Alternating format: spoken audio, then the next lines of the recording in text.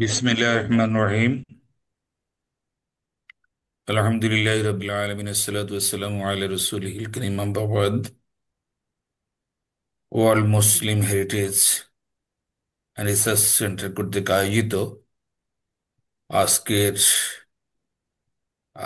আল্লামা অধ্যাপক ডক্টর ইয়াহিয়া রহমান স্যারের স্মরণ সভায় আছেন বন্ধুবর সভাপতি ও উপস্থিত স্যারের কলিগস, ছাত্র এবং বরেণ্য ব্যক্তিত্ব, সবাইকে আমার পক্ষ থেকে সালাম। আসসালামু আলাইকুম রহমতুল্লাহ বারাকাতু।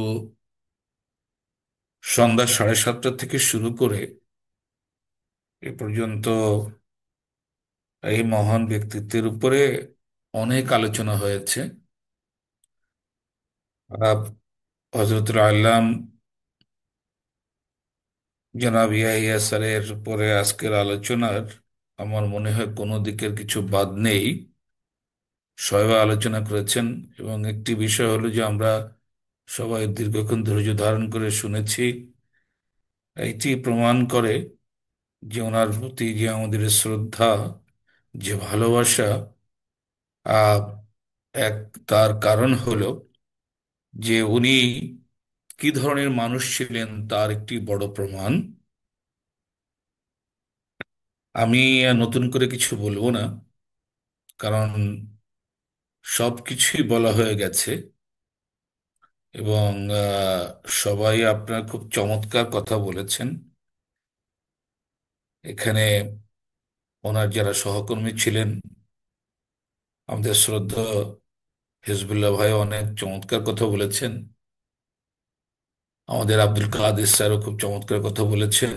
সবাই আমার দৃষ্টিতে খুবই ভালো কথা বলেছেন। তবে আমি ইসলামী বিশ্ববিদ্যালয়তে আমার আশা এবং ভাইস চ্যান্সেলর হওয়ার সাথে এই মহান ব্যক্তিত্বের যে একটি সংযোগ, সেই সম্পর্কে দু একটি এবং ওনার সম্পর্কে দু একটি কথা প্রধান অতিথি হিসেবে যা না বললেই নয়, সেটির দিকে আমি একটু আলোকপাত করব। আপনাদের ধৈর্য ত্রুটি ঘটাবো না, কারণ এই 4.5 ঘন্টা আলোচনা হয়েছে এ পর্যন্ত।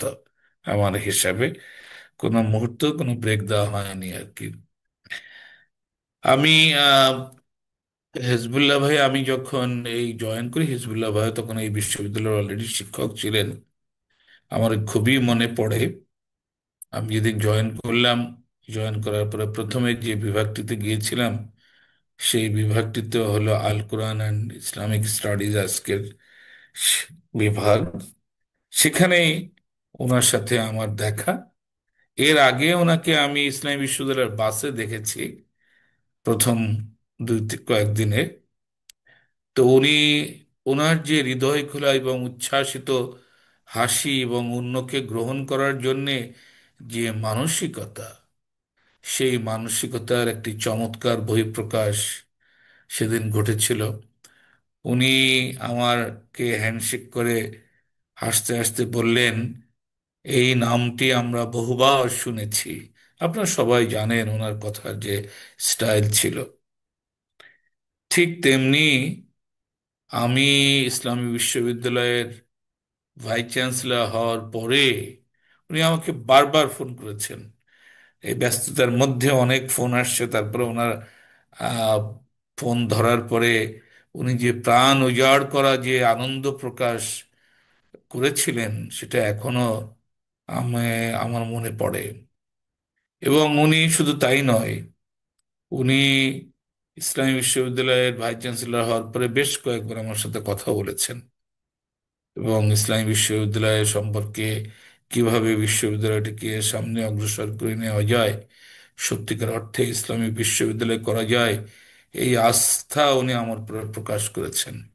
এবং উনি কিছু পরামর্শের কথা বলতেন, মাঝে মাঝে কিছু পরামর্শের কথা বলতেন। নতুন অনুষদের, আমরা যখন নতুন অনুষদের অনুমোদন করেছি, তখনও উনি আমার সাথে কথা বলেছেন। উনি এই পৃথিবীতে চলে যাওয়ার দিনে ওনার জানাজা নামাজে আমি ঢাকাতে ছিলাম, আমার সৌভাগ্য ওনার জানাজা নামাজে আমি উপস্থিত হতে পেরেছি। যে কথা প্রথমেই আমাদের আহ সিদ্দিকুর রহমান আশরাফি বলেছেন, যে দারুন নাজাত মাদ্রাসাতে যাওয়ার পরে ওনার জানাজা নামাজে এত ওলামা একরামের উপস্থিতি সত্যি বিস্মিত। এটা প্রমাণ করে যে একজন জান্নাতি মানুষ, একজন দিনদার মানুষ, যেখানে আমার মনে হয় যে 98% উপস্থিতি ছিল হলো আলেম ওলামাদের উপস্থিতি।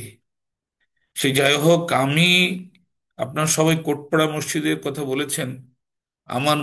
আমার বাসা থেকে কোটপাড়া মসজিদটি, আহ পরে যে নতুন মসজিদটি হয়েছে, ওই পুরানো মসজিদ যখন ছিল তখনও আমি সেখানে নামাজ পড়েছি।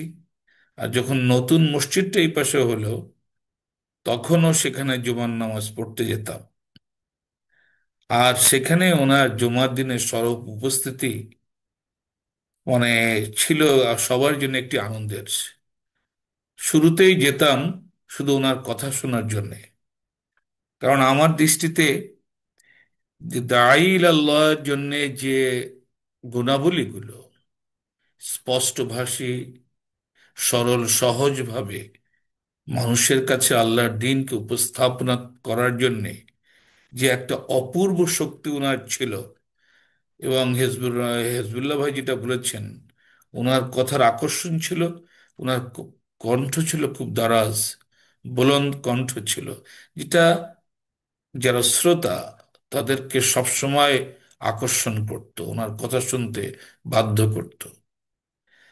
তো এই জিনিসটি সবসময় আমি দেখতাম ওনাকে, শুধু এখানেই না, অন্যান্য জায়গায় ওনার এই দিনের দাওয়াত দেওয়ার ক্ষেত্রে, যেটাকে আমরা পাবলিক স্পিকার বলে থাকি, পাবলিক স্পিকার হিসেবে যে ওনার যে গুণটি, এটি অসাধারণ। এটা আল্লাহ প্রদত্ত একটি গুণের মধ্যে অন্যতম। আরেকটি বিষয় যেটা আপনারা সবাই উল্লেখ করেছেন, উনি চিন্তায় ওনার অভিনবত্ব ছিল।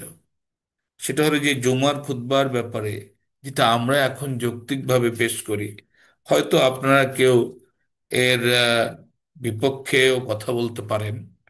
আমি নিজে একবার এর পক্ষে কথা বলে দেখলাম কেউ কেউ বলছেন যে আহ, আমাদের এই বাংলায় খুতবা দেওয়ার ব্যাপারে, আমরা যৌক্তিকভাবে বাংলায় খুতবা দেওয়ার ব্যাপারে যেটা বলে থাকি, যে যে খতিব তার কথা যদি যারা মুখাতবিন যদি বুঝতে না পারে, তাহলে বিষয়টি সেখানেই বিফল হয়ে যায়। আর তো অনেকেই বলে থাকেন এটাই যুক্তি যে আরবিতে অবশ্যই খুতবা দিতে হবে, কিছু অংশ আরবিতে খুতবা দিতে হবে। কিন্তু ওনার বিষয়টি আমার কাছে মনে পড়ে যে ওনার যে অভিব্যক্তি, যে মানে ওনার যে মতামতটা তিনি পেশ করেছেন, তার মধ্যে একটি অভিনবত্ব ছিল। এই জন্য উনি চিন্তা চেতনা অনেকটি আধুনিক ছিলেন। এবং দিনের ব্যাপারে ওনার মধ্যে যে একটি মানসিকতা ছিল, সেই মানসিকতাটা হলো দিনকে মানুষের কাছে উপস্থাপন করতেন যৌক্তিকভাবে, যেটা মানুষ গ্রহণ করতে পারে আধুনিক যুগে। এবং এই জিনিসটি ওনার শিক্ষাগত দিক থেকে, আর আর যে জিনিসটি আমি ওনার জীবনী দিক শুনে দেখলাম যে একটি প্রচন্ড আগ্রহ ছিল ওনার বিভিন্ন জিনিস পড়ার ক্ষেত্রে। সমসাময়িক অবস্থাতে মনে হয় এমন কোনো ডিগ্রি নেই যেটা বাংলাদেশে, যেটা উনি মাদ্রাসায় 3টি কামিল করেছেন, এবং ঢাকা ইউনিভার্সিটিতে উনি 2টা, আরবি এবং ইসলামিক স্টাডিজে দুটোতেই মাস্টার ডিগ্রি করেছেন। তো এই জন্যে ওনার একটা তীব্র আকাঙ্ক্ষা জ্ঞানের প্রতি। এবং আপনাদের কাছ থেকে যা শুনলাম, যেহেতু ওনার সাথে আমার হয়তো কোনো কোনো সময় বিশ্ববিদ্যালয়ে অল্পক্ষণের আড্ডায় কথা বলার সুযোগ হয়েছে, তবে আহ দীর্ঘক্ষণ ধরে কোরআন হাদিসের আলোচনা করার সুযোগ হয়নি। তবে আমি ওনার যে ধারাবাহিকতা শিক্ষা জীবনের, উনি প্রথমে শর্ষিনার মহাদ্দেশ ছিলেন। আল্লামা নিয়াজ মখদুম খত্তানি যাকে চয়েস করেছিলেন ওই মাদ্রাসার মহাদ্দেশ হতে, তার স্তর যে কত উঁচুতে সেটা স্বাভাবিকভাবে বোঝা যায়। এবং আমাদের আহমদুল্লাহ হুজুর, উনিও, যেটা আমরা, যিনি মানে শর্ষিনা মাদ্রাসার, উনি উনি খুবই গুরুত্ব দিতেন আমাকে। আমার সাথে ওনার মানে যিনি আমার শর্ষিনাতে আমার উস্তাদ ছিলেন, আহ রেজওয়ানুল ইসলাম, রেজওয়ানুল হক, পরে খুলনা আলিয়া মাদ্রাসার শাইখুল হাদিস ছিলেন। উনিও ইয়াহিয়া স্যারের কথা বলেছেন, ওনার বাড়িতে ছিল শ্যামনগরে।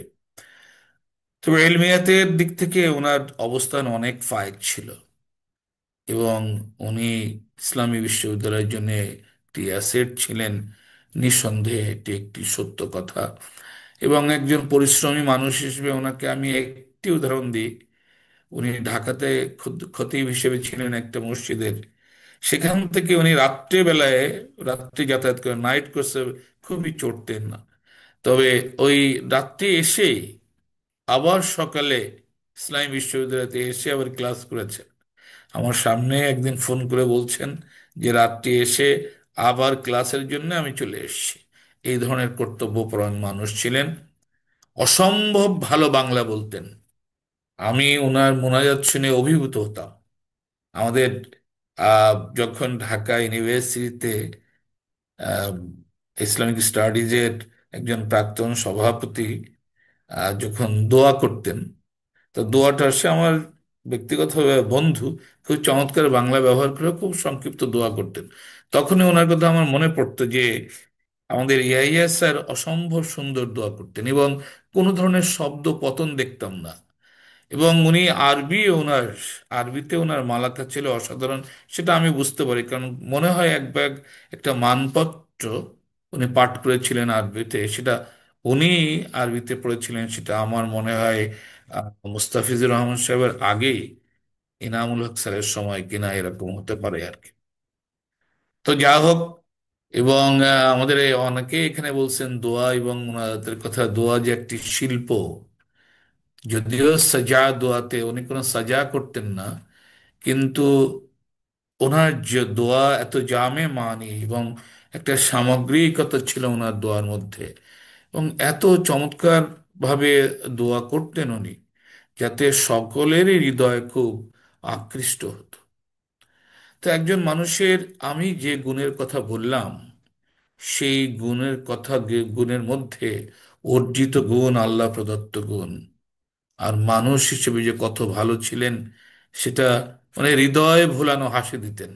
এটা আমাদের কাদের স্যার বলছেন যে হ্যান্ডশেক করলে খুবই শক্তভাবে দিতেন, খুব ভালোবাসার প্রতীক হিসেবে উনি, ভালোবাসার প্রকাশ হিসেবে এই কাজটি করতেন। তো যা হোক, আমরা ওনাকে কিভাবে ধরে রাখতে পারি, এটি হলো একটি বড় বিষয়।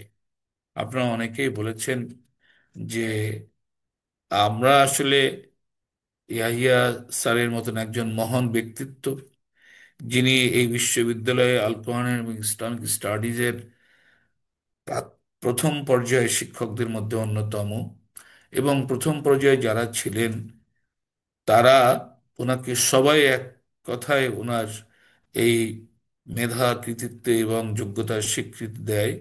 আমরা ওনার জন্য একটি স্মারক গ্রন্থ প্রকাশ করতে পারি।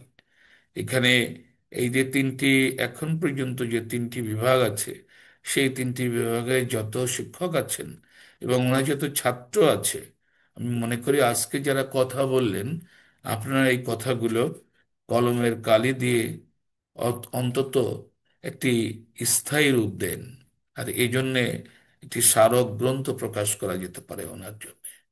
এই স্মারক গ্রন্থ প্রকাশ করার দায়িত্ব আল কোরআন অ্যান্ড ইসলামিক স্টাডিজ বিভাগ, অথবা এই এই যে তিনটি বিভাগ আছে, এই তিনটি বিভাগ একসাথে নেন। আমি আপনাদেরকে বিশ্ববিদ্যালয়ের প্রশাসনের পক্ষ থেকে সহযোগিতা করার আশ্বাস প্রদান করছি। আর ওনাদের মতন ব্যক্তিত্বকে আবার আমরা কিভাবে ধরে রাখতে পারবো, সেটা হলো, আপনার যদি আমাদের লাইব্রেরিতে আমার আমাদের ওনার ভাই, আমাদের শিক্ষক অধ্যাপক ডক্টর সুলাইমান সাহেব যে কথা বললেন, ওনার অনেক বই আছে।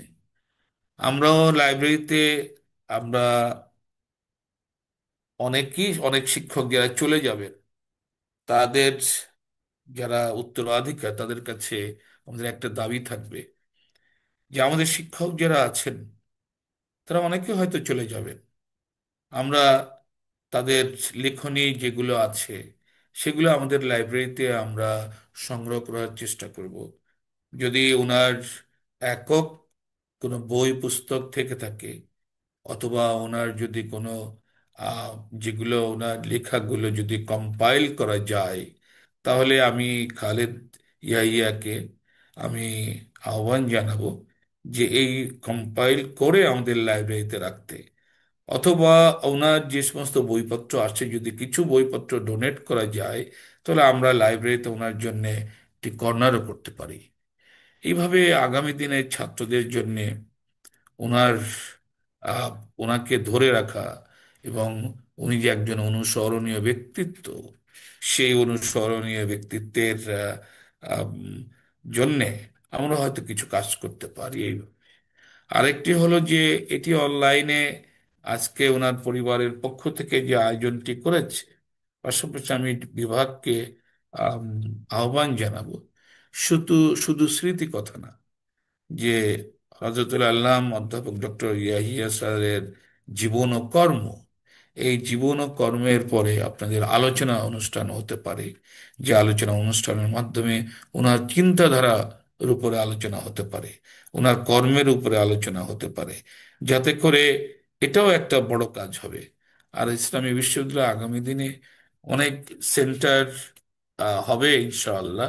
এই সেন্টারগুলোর নাম আমাদের এখানে আবুল বায়ান সিদ্দিক স্যার চলে গেছেন, উনি মহান ব্যক্তিত্ব ছিলেন, অনেক বড় আলেম ছিলেন। তারপরে আমাদের ইয়াহিয়া স্যার, এই ধরনের ব্যক্তিত্বকে স্মরণ রাখার জন্য এই সেন্টারগুলোর নামকরণ করার বিষয়ে আমরা আগামী দিনে আপনাদেরকে নিয়েও চিন্তা ভাবনা করবো ইনশাআল্লাহ। তো আপনারা, আর এর থেকে বড় কিছু আর বলতে চাই না। অনেক কিছু আপনারা সবাই বলেছেন। আমাদের যারা চলে যাবে পৃথিবীর থেকে, তাদেরকে স্মরণ করা এবং তাদের কাজকে আগামী দিনের মানুষের কাছে ডিসেমিনেট করা, এটি আমাদের একটি বড় কাজ। যিনি সারা জীবন একজন পাবলিক স্পিকার একদিকে, এবং পাশাপাশি শ্রেণীকক্ষের মহান শিক্ষক, একজন গবেষক, যাকে আমি একটি পরিপূর্ণ মানুষ বলি। এবং এই পরিপূর্ণ মানুষ যাতে আমাদের জন্য আদর্শ এবং অনুকরণীয় হয়ে থাকে, এই জন্যে আমাদের কিছুটা হলেও আমাদের প্রচেষ্টা অব্যাহত রাখা দরকার। আমরা, আপনারা সবাই মিলে এই কাজটি করে যাব। আল্লাহ আমাদের সবাইকে তৌফিক দিন তার দিনের পথে থাকার জন্যে। আল্লাহ আমাদের সবাইকে তৌফিক দিন আমর বিল মারুফ ও নাহি আনিল মুনকারের কাজ করার দিক থেকে জন্যে। আমরা সবাইকে তৌফিক দিক এই আয়াতের সত্যতা প্রমাণ করার জন্য। উদউ ইলা সাবিলি রাব্বিকা বিল হিকমা ওয়াল মাউইজাতিল হাসানা, আমরা যেন মাওয়েজা হাসানা করি। ওয়াজাদিলহুম বিল্লাতি হি আহসান, এই সমাজের আল্লাহ দিন প্রতিষ্ঠা করার জন্য বাতিলের উত্তর যেন ভালো এবং যৌক্তিকভাবে দিই, এই প্রত্যাশা রেখেই আজকে আপনাদের সবাইকে ধন্যবাদ জানাচ্ছি, সবাই এতক্ষণ পর্যন্ত এখানে উপস্থিত থাকার জন্য।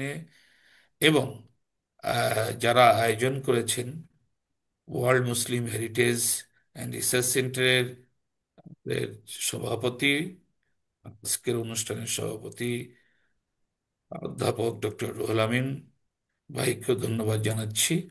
তার পরিবারের সবাই প্রতি আন্তরিক শুভেচ্ছা জ্ঞাপন করছি। ইয়াহিয়া স্যার আমাদের মাঝে বেঁচে থাকবেন। একজন মানুষ যখন বেঁচে থাকে, তখন হয়তো কারো কারো মনে থাকে, আর যতক্ষণ একজন মানুষ পৃথিবী থেকে চলে যায়, তখন সে কিন্তু অনন্তকালের জন্য মানুষের স্মৃতিতে ধারণ, রক্ষিত থাকে। আপনারা সবাই ভালো থাকুন। আল্লাহ হাফিজ। জি, জাজাকুমুল্লাহ খায়ের স্যার। অনেক শুক্রিয়া আপনার সুন্দর আলোচনার জন্য। আমরা আমেরিকা থেকে আপনাকে শুভেচ্ছা এবং ধন্যবাদ জানাচ্ছি।